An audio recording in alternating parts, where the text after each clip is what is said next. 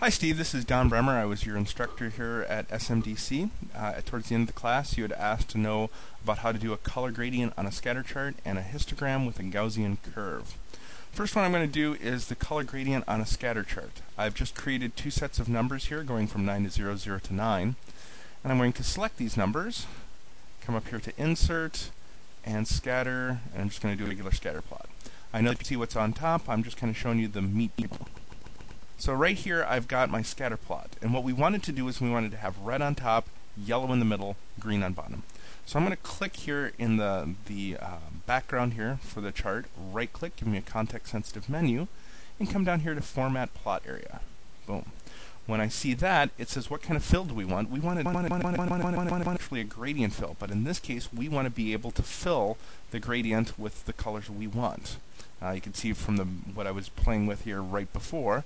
But how I did that was I did a gradient fill, and then I have multiple stops here. Stop 1, I said, was going to be green. So I can click on, or excuse me, I'll make this one red. I'll make it backwards just so you know what I did. So I'll make the green to be on top. I know that this is BMI and the red on top would be bad.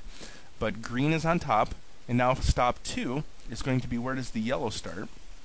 And I can tell it where to go into. You can see that as I slow it a little bit to the right, it's going to make it a little bit more a diffuse setting. So I'm going to make it like 33 or 35%. Stop 4 or stop 3 is going to be where the yellow ends. That'll be around 60 or 60.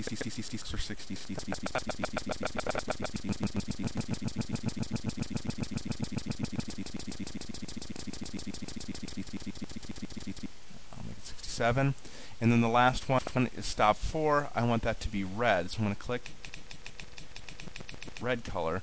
Now I see green, yellow, and red. This is kind of what you wanted, but in reverse. I couldn't find out how to do it in 2003.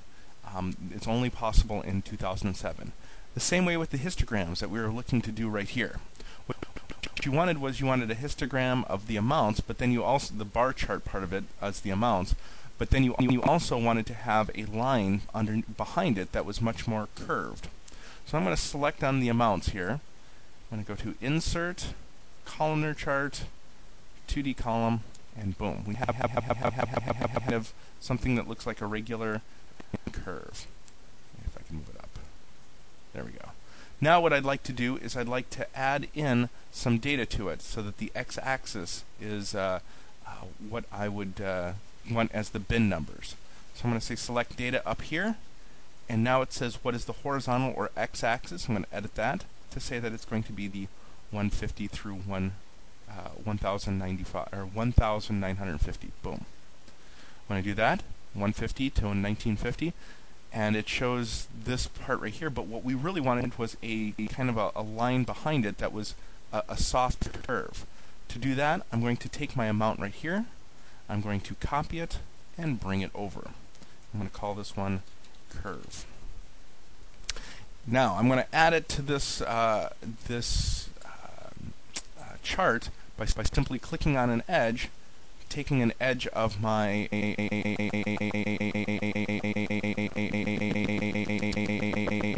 chart, click and drag it over. Now I have two series that are identical, one that's blue, one that's red.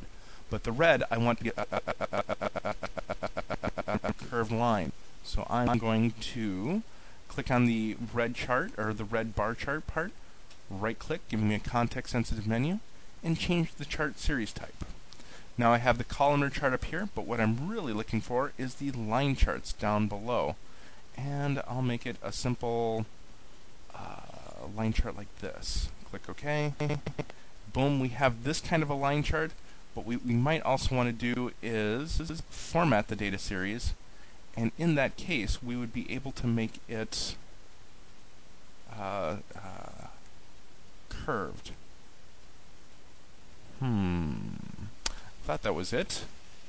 I guess not. Line style right there, caps begin, line right there. Click on that, click close, and voila, we now have a smooth bar chart along the bottom. The only other way to do it was to actually use it and figure out the distribution using a little bit more math, use the Gaussian distribution and run it through some math. I figured that probably didn't want to interest you too much, So I picked, the problem is that you're going to get this little dip right here, but past that it looks a whole heck of a lot better than if you had to do it via math. Alright, if you have any questions, you can contact me through Brenda Granquist. Thanks.